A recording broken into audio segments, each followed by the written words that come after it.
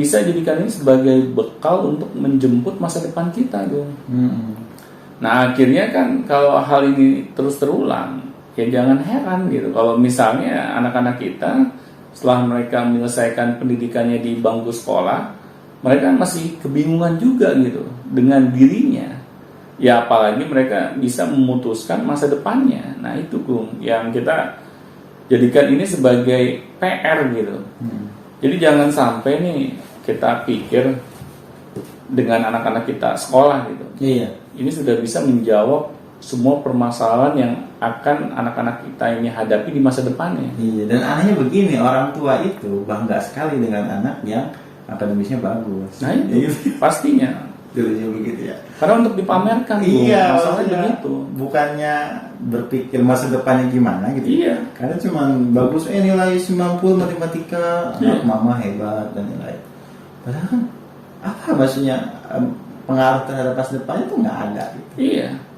Dan kadang ya malah kebalik, Pak. Kadang orang tua itu melihat anak itu suka menggambar, melihat anak itu kreatif, meskipun yang lainnya jelek misalnya nilainya atau akademisnya jelek, dia kreatif itu nggak dipuji di situ, nggak diasah, malah fokus pada sekolahnya gitu.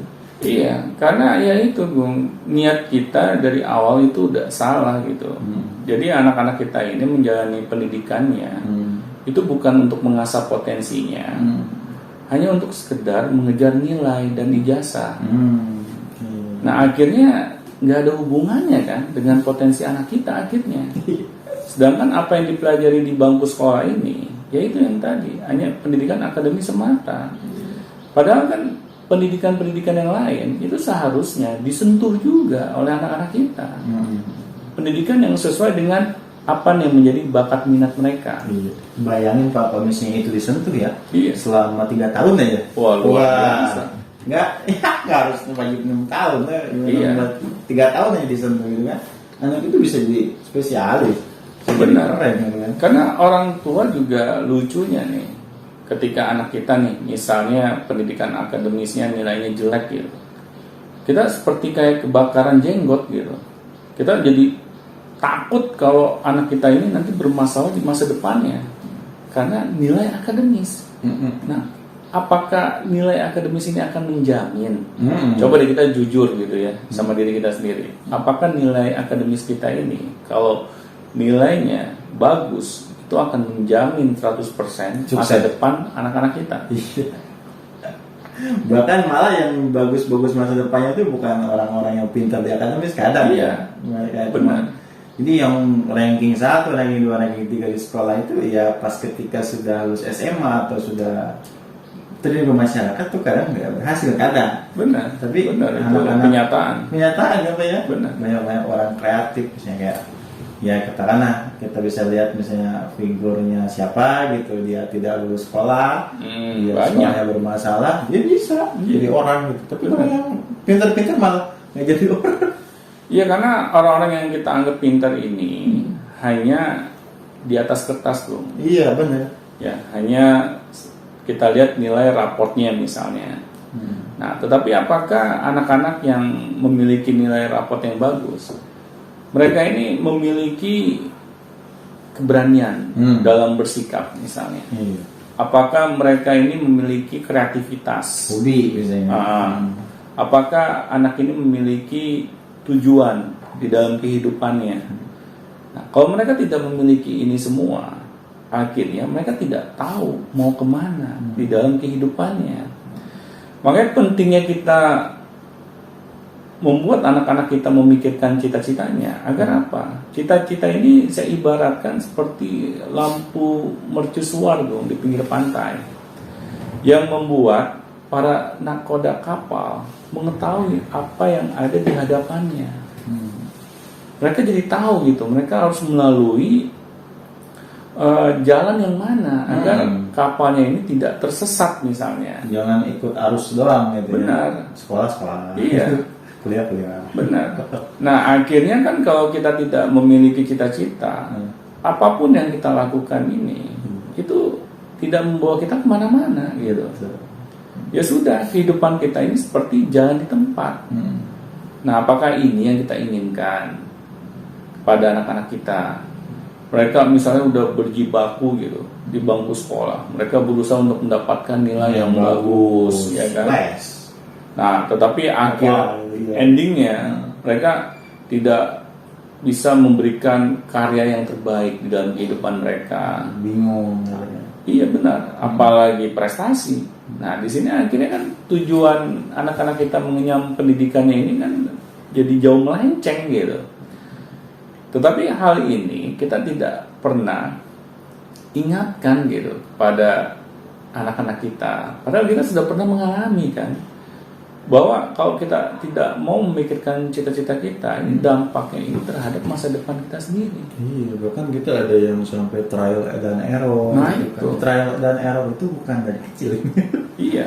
Ketika sudah misalnya berkeluarga. Nah, itu kan parah. Repot kita kan, nggak tahu potensi kita apa, masih kerja serabutan, gitu, kerja ini, kerja itu, coba semua kan. Itu kasihan juga anaknya. Karena kan kalau misalnya kita sudah berumah tangga gitu ya, kita sudah memiliki tanggung jawab, akhirnya kita sulit gitu mau memikirkan cita-cita kita. Sibuk kan. Karena kita punya hal lain yang harus kita pikirkan, yaitu menafkahi keluarga kita. Kita nggak sempat lagi memikirkan yang namanya cita-cita kita. Seharusnya memikirkan cita-cita itu di waktu kita ini masih usia anak-anak, usia remaja. Karena mereka ini belum memiliki tanggung jawab yang besar di dalam kehidupannya. Nah, tetapi kalau kita sampai telat untuk memikirkannya, kita baru sadar gitu, pas kita sudah dewasa, akhirnya semua sudah serba telat gitu. Kalau kita ingin mengubahnya, kita siap nggak mengambil resikonya? Iya, pasti resikonya besar juga. Pasti. Lagi kerja, pindah kerjaan. Nah gitu. itu. Lagi pokoknya macam-macam nggak kalut gitu. Iya, kita kayak kutu loncat gitu. Kita merasa nggak betah nih di pekerjaan kita saat ini. Akhirnya ya sudah, kita memutuskan untuk pindah ke tempat kerja yang lain. Akhirnya kita tidak pernah memiliki prestasi di dalam pekerjaan kita. Ya karena kita merasa bahwa ketika kita tidak betah gitu di suatu pekerjaan, ya sudah, kita harus meninggalkan pekerjaan ini. Nah, jadi bagaimana kita dapat memiliki kontribusi yang luar biasa ya kalau kita ini senangnya berhenti di tengah jalan. Nah, seharusnya kan ketika kita bekerja, kita mengalami kendala, mengalami masalah, itu adalah hal yang wajar. Orang-orang yang bekerja sesuai dengan bidangnya, ketika mereka menghadapi masalah, mereka akan menganggap ini bukan masalah, tetapi tantangan yang harus mereka lewati. Malah asik gitu kan. Malah asik gitu. Kalau nggak ada masalah, mereka akan merasa ini hambar gitu kehidupan. Nah, tetapi kalau kita bekerja di tempat yang salah, kita punya masalah sedikit, ya masalah itu menjadi besar gitu. Nah, di sini kan akhirnya sebenarnya bukan pekerjaan kita yang salah, kitanya yang salah gitu. Kita salah di dalam memilih bidang pekerjaan.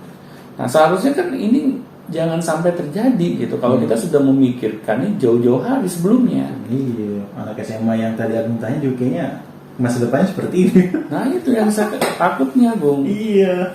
Karena sudah banyak korban gitu.